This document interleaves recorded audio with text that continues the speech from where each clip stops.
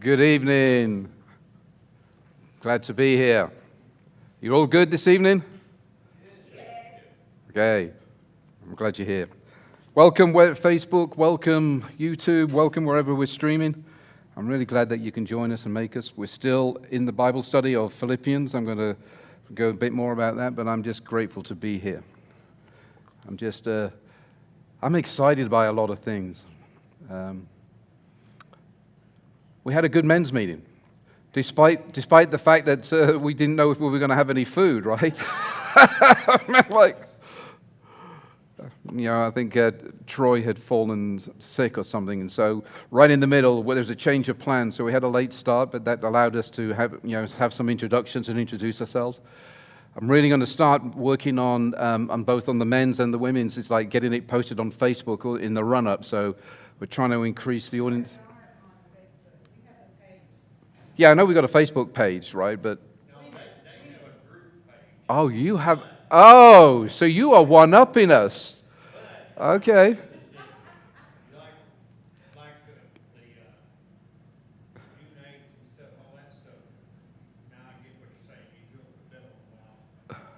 Yeah.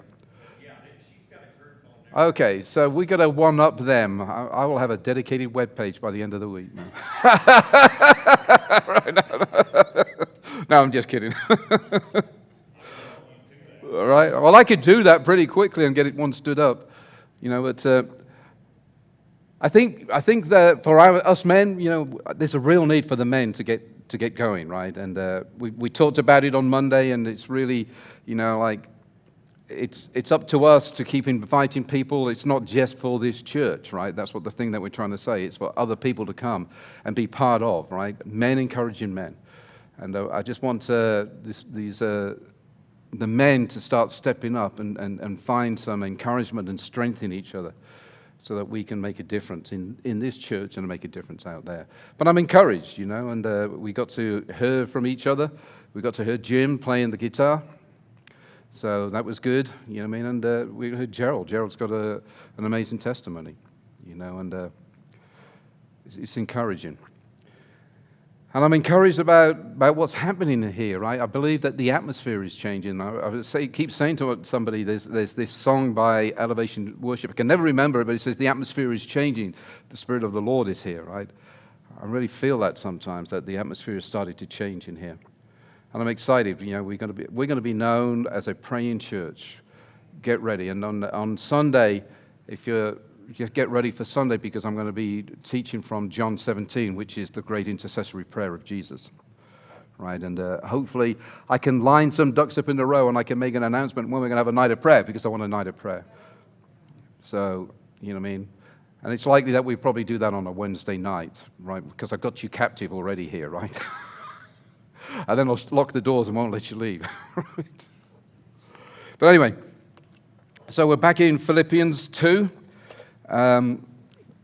We spent the last 3 weeks really in Philippians 2, and it's some of the deepest theology in Scripture. Remember in verses 1 to 4, it's that call to humility, and then in verses 5 to 11, we were talking about having the mind of Christ, and last week it was 12 to 18 about a life that pours out. And tonight, right, we're going to close out the chapter with something very simple, right? Two friends we're going to look at. So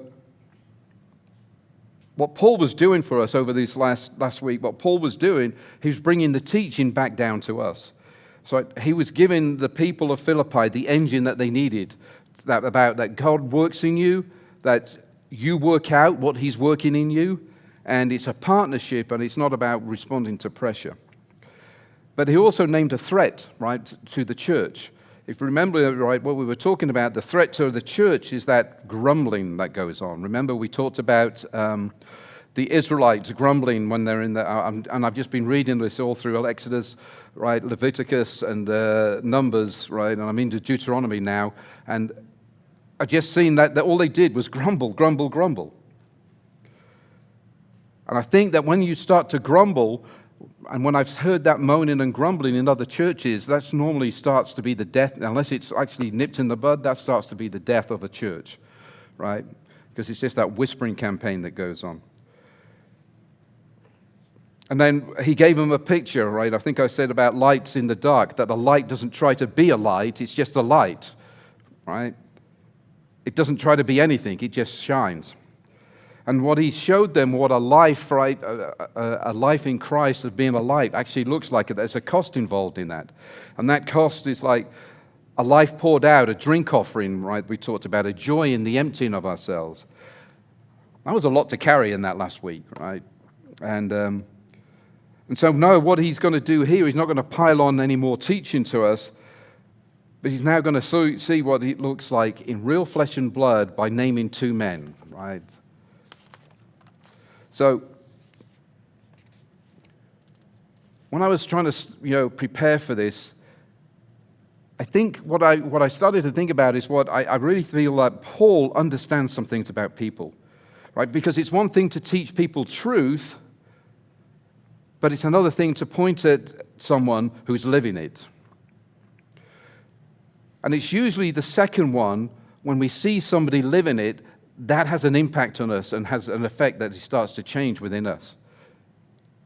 We can, right, and I've heard a lot of sermons about humility, but I could preach and teach hundreds of sermons about humility, and none of you may not be moved at all. But I think if you spend an hour or even 30 minutes with somebody who's a humble person, I think something shifts within you, right? Because I think that real people tend to teach us more than ideas or anything that I'm going to bring to you in a teaching session.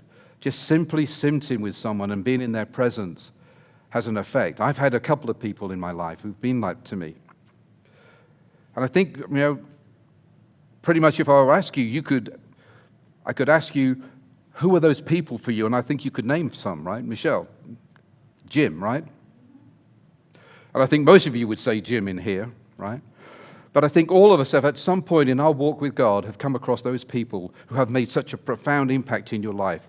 And that just spending that little minute with them, that time, has an effect on you.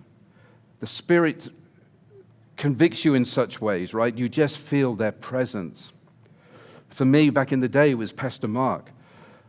It was infectious, just being around him. He was a worshiper. He played the guitar and he led worship, but just being around him. He's the one who taught me everything I needed to know about how it was to be a father. He was more of a father to me than my own father, right, who was absent most of the time. And that wasn't necessarily my dad's fault. He was just an Air Force pilot. That was the nature of his career. But I learned more from Pastor Mark by spending 18 months living with them and just being in their presence and actually seeing people live this thing. Because it's one thing saying that I'm a believer and I'm a follower, right? But when you get behind closed doors, what are you really like?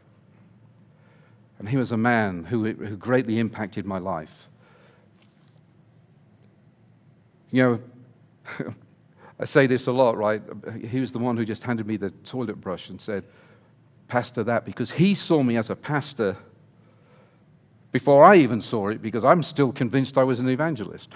I'm chasing bears. I'm going to catch bears, and you can deal with the bears that I'm going to bring into this church. That was my heart. But he saw something in me that I didn't see. And then I've had those people in my life, right, those ones that kept showing up year after year after year, when I was probably, at some of my points, probably one of the most unlovable people you could have met, right? Because that was just the nature of what was going on in my life at the time. But there was those people who kept showing up for me, kept showing up for me, kept showing up for me. And there was these men, right, and there was one or two of them who just by showing up and just looking at their life, that was like, I want that kind of life. I want to be like that. And what Paul is going to do right for us right now, he's going to introduce us to two of those men. They were two men who lived everything that Paul had been trying to teach for the last two chapters. So if you go around and ask some people who have walked with God for a very long time, who shaped your life the most? I think most people don't necessarily name a famous teacher. I think that they tend to name a very specific person, right? Maybe for some of you it was a grandmother right, whose prayers kept rolling over and over and rolling over and over, who had an impact on you. Those friends, like I talked about, who stayed when everybody left me, I had 2 or 3 of those who never gave up on me. Those mentors who didn't say much, but when you looked at their lives, you could see that they were living something differently. Man, those pastors that show up on the worst days. So they name people whose lives they got to watch up close. And through watching those lives, something may be formed or changed in them that was positive. And Paul knows that. So after a chapter of full, deep theology and a kind of a direct exhortation, he doesn't end with a powerful summary. He doesn't end with a final big idea and say, this is how it is. What he does, he's going to end with 2 friends, 2 specific people. And these were 2 real people that the Philippians already knew. Because these 2 people were living everything that Paul had been teaching. And in showing them these 2, he says, look, this isn't just a theory. This is what it actually looks like. And people actually saw it being lived out. So we're going to go meet these two men, right? So I'm going to read from verses 19 to 24, please. If the Lord Jesus is willing, I hope to send Timothy to you soon for a visit. Then he can cheer me up by telling me how you are getting along. I have no one else like Timothy who genuinely cares about your welfare. All the others care only for themselves and not for what matters to Jesus Christ. But you know how Timothy has proved himself. Like a son with his father, he has served with me in preaching the good news. I hope to send him to you just as soon as I find out what is going to happen to me here. And I have confidence from the Lord that I myself will come to see you soon. So Paul, as I said, has been teaching for this entire chapter. He's been teaching some big themes, right? Christ's descent, God working in them in the church at Philippi. He's talked about lights in the dark. He's talked about drink offerings. And now what he's doing, he's going to talk just about a friend. But watch what he says about Timothy here. I have no one else like Timothy who genuinely cares about your welfare. I have no one else like him. You've got to understand that Paul has a lot of people around him. He's surrounded by believers in Rome. He has helpers, and visitors, and he has a community around him. But what he says, I have no one else like Timothy. Why does Paul say that? I think there's 2 things. Firstly, he genuinely cares about you. And when you, in this context, is the church in Philippi. He doesn't care in a polite way. Oh, how you doing, right?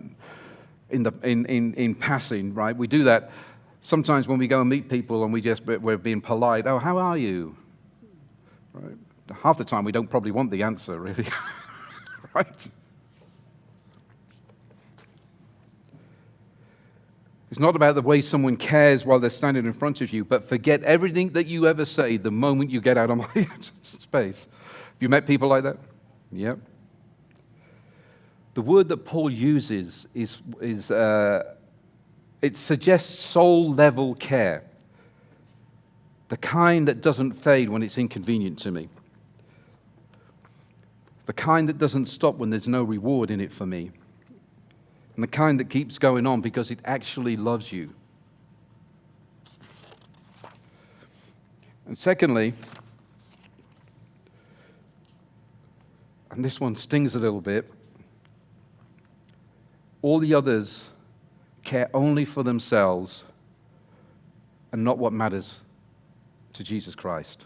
That's a hard sentence right there.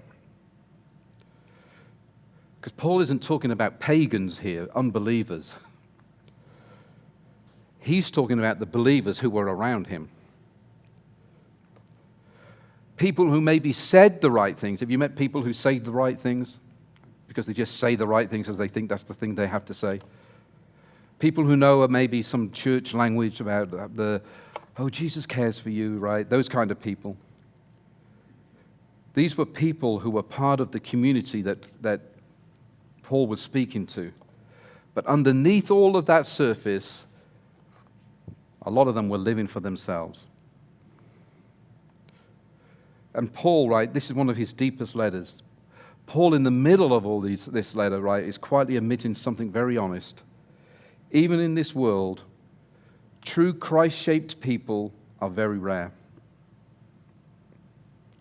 People talk a lot about it, but to actually be around people who really live it, that's pretty rare. And what he's saying is that Timothy was one of these very few people. And I made a note right here that some people learn the message, others become the message. And then what Paul goes and says next, he really starts to talk about the depth of his relationship with Timothy. Like a son with his father, he served me.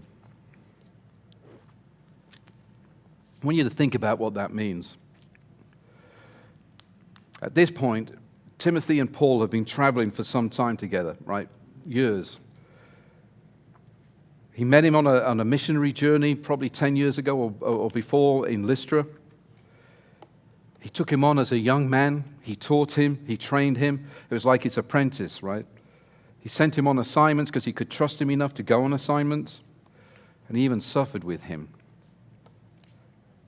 Then somewhere along the way, and this is what Mark meant to me, Pastor Mark, Paul became a spiritual father to Timothy. And Timothy became a faithful son to Paul. Now, I'm not saying that was the level of my relationship with Pastor Mark, but there was a relationship with Pastor Mark that was deep, right? That he saw beyond all of my failures. He trusted me with things. We started to try to build a vision together of what the church was going to be like in Fort Worth. He treated me just like a son. In fact, I found out later that when I was struggling with what my biological son back in England, some of the stuff that he had been saying about me, and he had every reason to say some of the things he said, you understand. Without knowing it, Pastor Mark called him from the United States and called him in England to speak it to him, you know, to tell him and to try to soften his heart, right? That made an impact. I didn't find that out till later because he wasn't one to say, I did this. He was one who just cared deeply. And he was to be in his presence. I was actually, this week, somebody in Fort Worth that I knew who was, Pastor Mark was involved in 3 churches, and I was involved in 2 of those 3 churches. But the church before where Mark was commissioned to be pastor, one of the other pastors there just passed away this week. And it shot up onto my Facebook. And then one of the people from that time, who are friends of mine that I have a great love and respect for, they played a video from, I think it was probably 2008. And there was Pastor Mark on the stage singing one of the most beautiful songs that when we were building the website together, that song was playing all the time on the website, right? And he was there with his imitable self, just like playing and just worshiping. And it took me back a little minute, right? It stirred some emotion in me. Not bad emotion, good emotion. He passed away in 2020 with COVID. He died of COVID. But there's a man who that was the level of relationship. And this relationship that he's talking about here between Timothy and Paul is even deeper than that. And so if that relationship had such an impact with me in my life, I can only imagine what this relationship was like, yeah?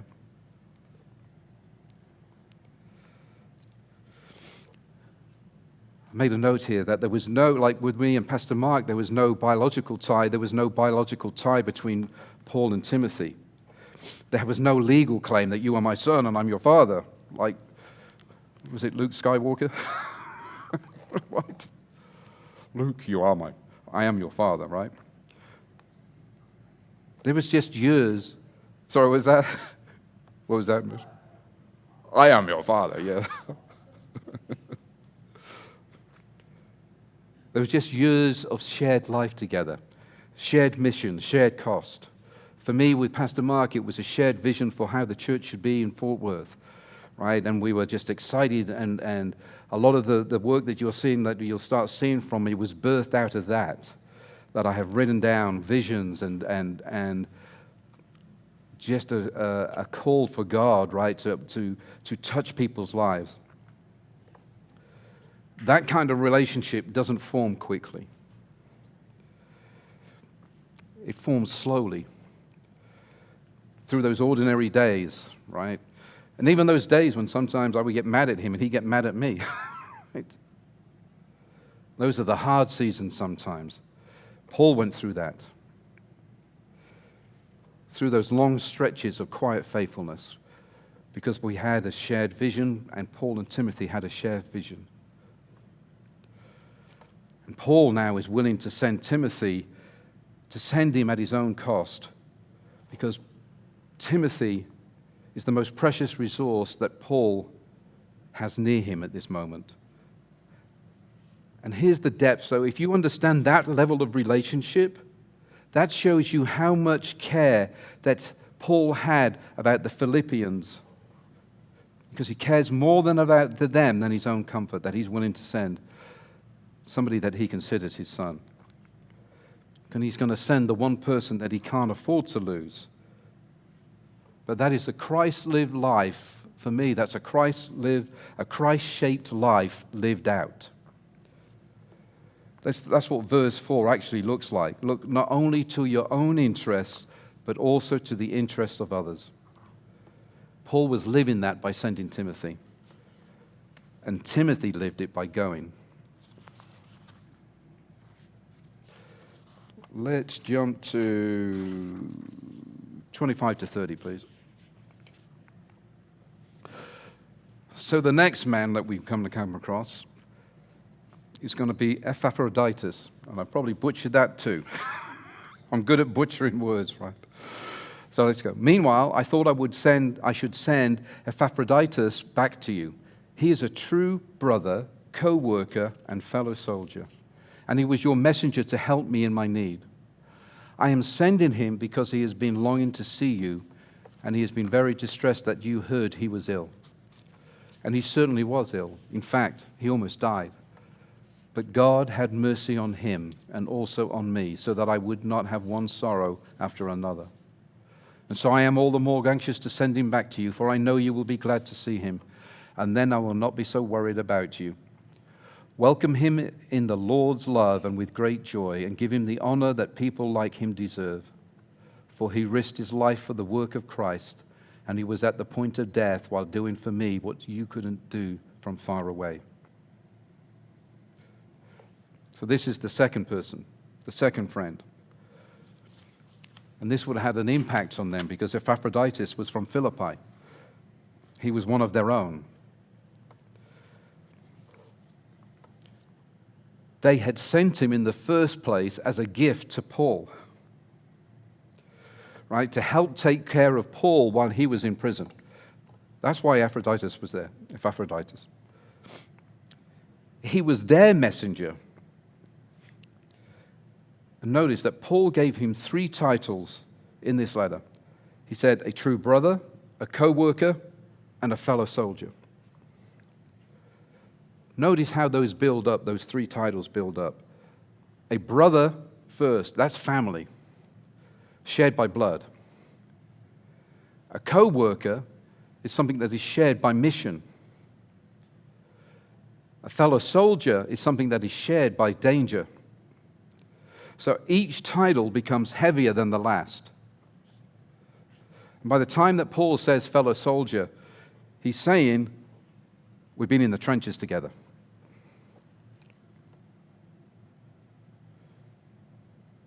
We've taken hits together.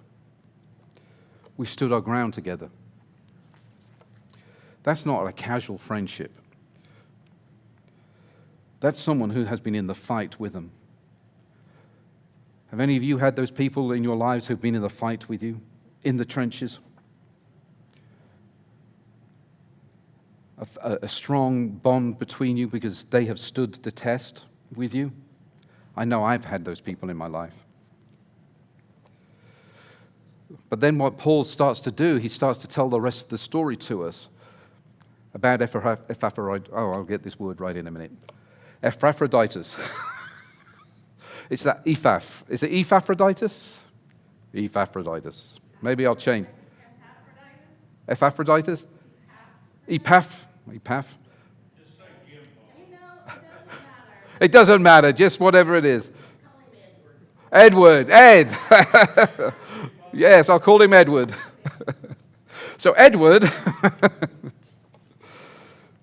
he's telling us the rest of the story, that he certainly was ill. In fact, he almost died. Epaphroditus got sick. Not just sick, because we all get sick sometimes. He almost died. That's sick, right? They don't say in here what the illness was. Some scholars have suggested that was exhaustion from the trip, from the long journey to Rome. Others have said that he got caught in the prison environment. Either way, whatever the reason, he got close to death, losing his life. And there's an interesting turn in this story, right? Look at what he was distressed about. He was very distressed that you heard he was ill. So he wasn't distressed because he was sick. He wasn't distressed because he was distressed because the Philippians heard that he was sick. And he didn't want them to worry about him.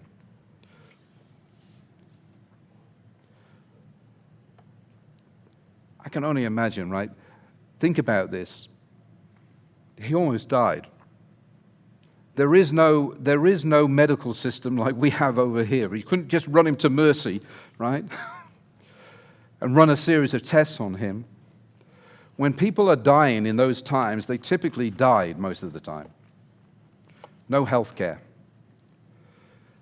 And in this point, when he's almost dying, what was on his mind? It wasn't himself. It was about them, Philippi.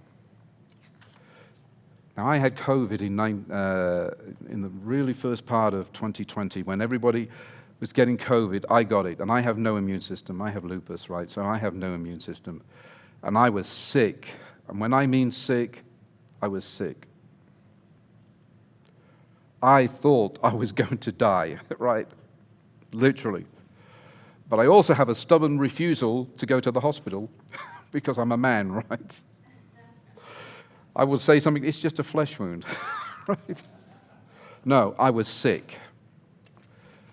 And I'm going to tell you that in that moment when I was sick, and I've been sick, maybe seriously sick, 2 or 3 times in my life. One of them was when I had cancer. When they told me, they gave me a death sentence, right? And the other time, and I'm going to speak more about that on Sunday, but the other time was this, when I got sick. And the last thing on my mind was not what you were up to or what you were doing or anybody in my life was doing. I didn't care, right? Wayne was dying. And I wanted everybody to know that Wayne was dying. I'm not a very quiet patient, Lisa. But I wouldn't go to the hospital either, right? That's how stubborn and obstinate I am.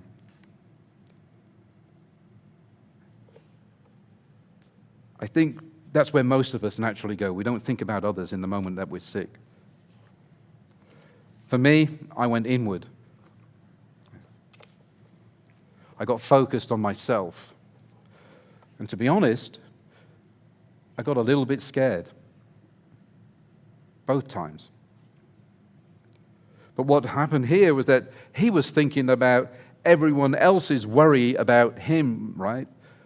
He was worried about them worrying about him. That would have been the last thing on my mind. That's verse 4 yet again. That is the mind of Christ in flesh and blood. You know, and I've just said it, it makes you wonder.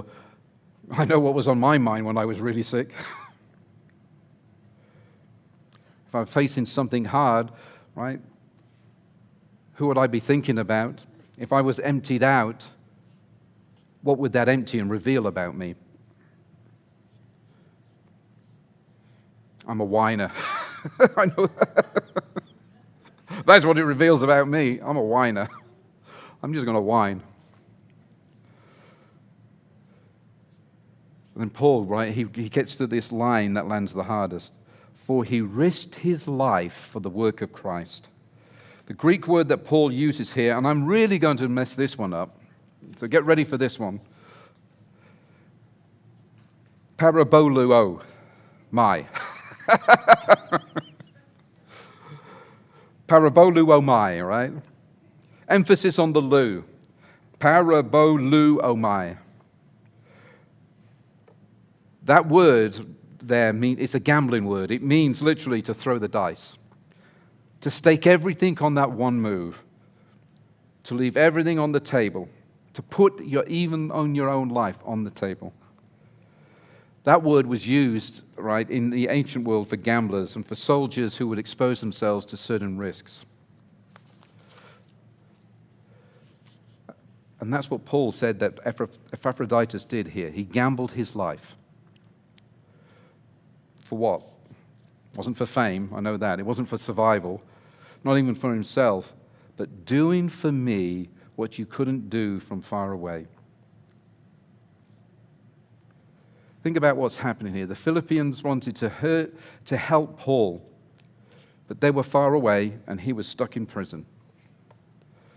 So they sent the only thing they could send, a man. And that man took the gift, made the dangerous journey, served Paul in his time of need, and got sick while doing it and almost died. And when he finally was well enough to say, enough to go home, he didn't say, oh, I've done enough now. He didn't ask for any kind of recognition. He just wanted to get back to Philippi so that it would stop worrying about him. That's amazing. Epaphroditus didn't preach a sermon on being poured out. He actually lived one. I wanted to see what Paul has just done, right? Last week in verse 17, he said, I am being poured out as a drink offering. And then he points at Epaphroditus and said, here's a man who almost was poured out. Verse 17 wasn't just Paul, it was a way of life. And it was already happening among them. Man, I'm nearly close to the end of this. Okay. So let's see what Paul has done. This whole chapter, chapter 2, has been one of the deepest in all of Scripture. It's about Christ emptying himself. It was Christ at the cross, God exalting him, every knee bowing, working out what God works in to our lives, being about lights in the dark, drink offerings being poured out. And how does Paul end this? Not with a powerful summary, not with any final big ideas. He ended it with two people who were friends to him. A young protege and a very sick messenger. I asked myself, why did Paul do that? Why did he end on that particular chapter? Because I think Paul knew something that we tend to forget. Doctrine is necessary, but doctrine alone doesn't change us. But examples do. And if you have living examples in your life, right, like this, then it has an impact. If you wonder what verse looks like, you've got to go and look at Timothy. If you want to know what verse 17 looks like, you've got to look at Epaphroditus, right? So what he is saying is, don't just take my word for what a Christ-shaped life is. Look at these two men. These two men were the living embodiment of it. And here's the thing that really should encourage us in the middle of all this. None of these men were superstars. They were just ordinary men. Timothy was that young man that Paul had been invested in for years. And all Epaphroditus was just a courier carrying a gift to him. And none of them is measured in any way that we measure fame, right? They haven't written books. They haven't been on a book tour. They haven't been the headline at a conference. They didn't have anybody following them like on social media. But what they were just faithful servants. Faithful. In specific places with specific people at a real cost to themselves. And Paul wrote their names down in chapter 2 so that 2,000 years later, we'd still know about them. That is what a Christ-shaped life leaves behind. Not a platform, but a legacy, right? Of small, faithful, costly love in the lives of the people that God placed around them. Most of us in Epaphroditus. I've looked at, I told you I'm a watcher. I like to watch people. And I watch people in here. And there are some people that I've watched. I've watched those people who can be a friend who genuinely cares. I've seen those people here. They're the people who show up when others won't. They're the ones who'll take that dangerous trip if necessary, so that someone can be served. Those are the ones who look not only to their own interests, but to the interests of those who are standing right in front of them. I've watched that at work in this church, and that encourages me. That's not giving any of you any extra credit. I just want to name it. That's discipleship. That's real discipleship in action right there. That's what it looks like to look like Christ. And I've watched it in here. And that is such an encouraging thing. This church is in good shape, y'all. Because I know that there are people that sit in this room who genuinely care, who genuinely love, and who genuinely want to reach out and touch people's and change people's lives. That's what living a Christ life like means. So as always, I like to leave you with some questions. I want you to sit with these. You can even shout out some answers if you want, right? Sometimes I like this to be interactive, and let me just pull this up so, right? It's actually behaved itself pretty good this time. Say that again? Who in my life has been my Timothy? And have I ever thanked them for it? Ha.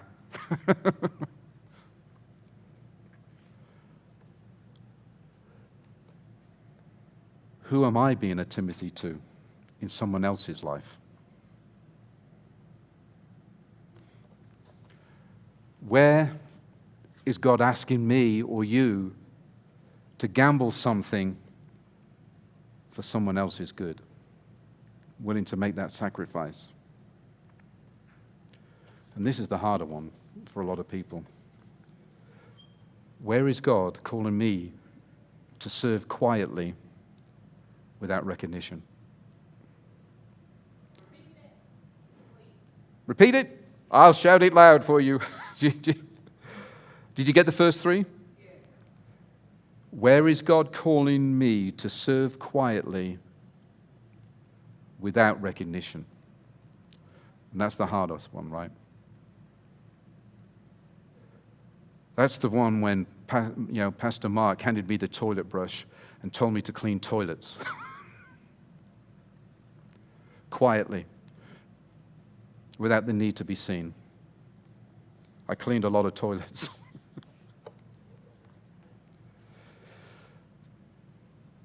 The thing that I made, that I left right at the end was that I don't have to be a Paul, I just have to be a Timothy, or I have to be an Epaphroditus, where God has put me in my life. So that's all I have. I managed to finish early. That's okay, yes it is. And I want to bounce some things off you, right? So I said on Sunday I'm going to be in John 17, right? And John 17 is the intercessory prayer of Jesus. And one of the things that I've said that I want this church to be a praying church. And what I have said is that I want to have a night of prayer. And so that's, and then it's the logistics of trying to find when we can have a night of prayer, right? And the more I've been thinking about it, I was thinking, why don't we turn one of the Wednesday nights, we can have maybe a short Bible study, but then go into a night of prayer. What do I mean by a night of prayer? Well, it starts and it ends when it ends, right? And so I'm looking for some feedback. So I was thinking, right, that maybe either next Wednesday or the Wednesday after we have a night of prayer. So the Wednesday night, we would turn that into like 6:30 to whenever it ends, right? Because there's a lot I want to pray about. I want us to become a very praying church. I want to pray for the people in this church, for us as individuals. I want us to pray for leadership in this church. I want us to pray for relationships in this church, that they build and they get stronger, that ministries would rise up. Because I'm going to tell you the kind of person that I am is that if you see a need in this church, I'm going to ask you, fulfill the need. And I'll support you, right? I'm not one of these that will I will mentor you, but I'm not necessarily going to micromanage you. If you see the need for a ministry, fulfill the need for the ministry. And I will support you 100%. And God will either be in it or he won't. But I'm going to allow that. That's my vision. That somewhere then out here, ministries will raise up all over the place, and we're going to be an active part of it. But all of that does not start until we start and lay the foundation of prayer. If we do not start this in prayer, it will fail. And when I mean my prayer, I mean real, true intercessory prayer. And if I'm going to touch on it on Sunday, but what real intercessory prayer means, you're willing to stand in the gap. And there's a cost involved in willing to stand in the gap. But I'm excited, right? Because, so that's the plan, right? What's your feedback? Would it be okay to turn a Wednesday night, maybe in 2 weeks' time, to turn a Wednesday night into a night of prayer?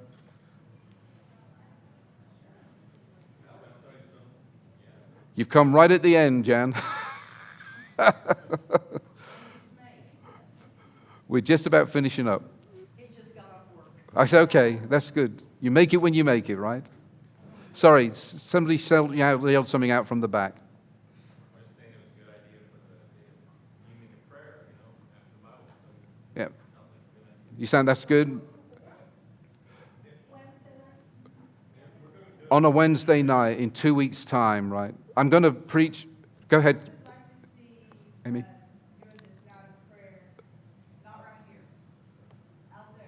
We can do it out there. We can do. Well, there's two points. There's two things I want to do. Some can pray outside and inside. Well, there's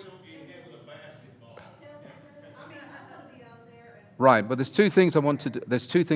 There's prayer in here, which is intercessory prayer, where I want to pray for the individuals, for the church, for the community out here, and then for the world, right, for our country, and then for the world. But then I want to go out there and pray. That's another prayer march, right? Prayer walking. I have had 3 people. Yes, I've had 3 people come to me from other places who said, "Do you want to be part of walking around and praying?" Right? In this area, all around here, right? And so I want that to happen. But I also want a dedicated night where we are going to pray. That's the foundation of this, right? You're down. A monthly thing. Thank you, Lisa. Thank you, Lisa. Thank you, Lisa. That's where I want to get to, a regular prayer night where we are praying. See, I have some friends. Have anybody heard of the International House of Prayer? Has anybody heard of that? There's one in Kansas City. Have anybody heard of the International House of Prayer? No? Okay. I have some friends from England who are part of that. They're in Kansas, and they have a model where they will have 24 hours of prayer. Yeah. But what they do is that they do it in shifts, right? So what do they do at Emmaus? In shifts, right? So we do the same, right? Maybe one time we'll just say that we have a dedicated 24 hours of prayer that people sign up for. I'm going to pray from 9 o'clock to 10 o'clock in the morning. Right? Isn't that a form of fasting? I can't. Fasting? Is that a form of fasting? Is that a form of fasting? Good question. No. Because Jesus talked about prayer and fasting. They are two distinct things, right? Yeah.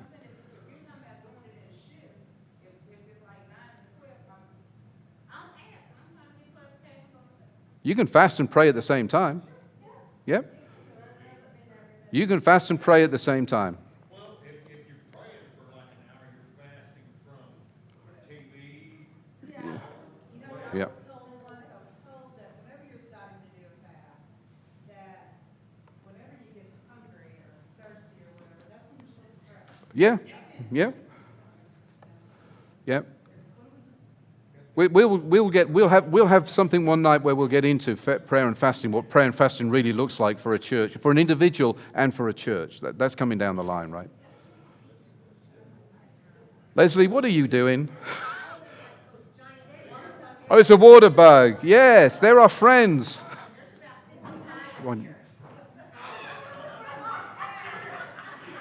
Oh, excuse me. Excuse me. Excuse me. Let's quieten down. What's it done to you, Leslie?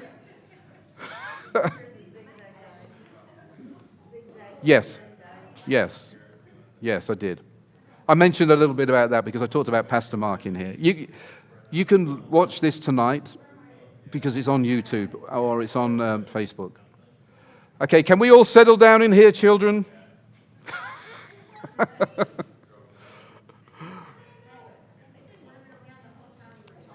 Yes. I just want to say that,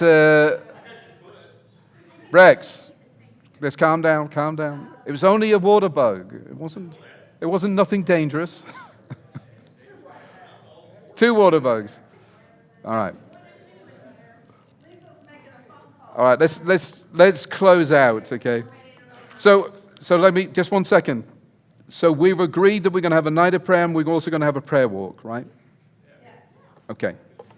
And we're going to start to try to move to maybe a monthly prayer meeting once a month, correct? Okay. And then at some point we're going to try to have a 24-hour prayer day, right? Where we will have people signed up for praying during the day, right? Okay. Good. And hopefully next Sunday, John 17, right, that will help us prepare what real intercessory prayer is, right? So I'm excited, because this is what we have to do. We have to start the foundation. The foundation must be prayer in this church. I want us to be known as a praying church. Okay, and I'm not criticizing that we haven't been, but I'm going to say what I want it to be, right? So we're all on board, yeah? Okay, good stuff. All right, so let's pray. Father, I just want to thank you for the Timothys in our lives, the people who genuinely care for us, who show up when it costs them something, who make our walk with you feel possible. And I want to thank you for Epaphroditus too in our lives, the ones who served quietly, who took the long trip, who risked something that we may never fully see so that we could just be loved. We see ourselves in this passage, and sometimes we're the receivers and sometimes we're the called. But I ask you to make us into people just like that. Not famous, not impressive, but just faithful. Look at not only to our own interests, but to the interests of the people that you've placed around us and in our lives. And when we're poured out, help us not to count the cost, help us not to need recognition, and help us not to draw back. And help us to follow the one who poured himself out for us first. In Jesus' name, amen.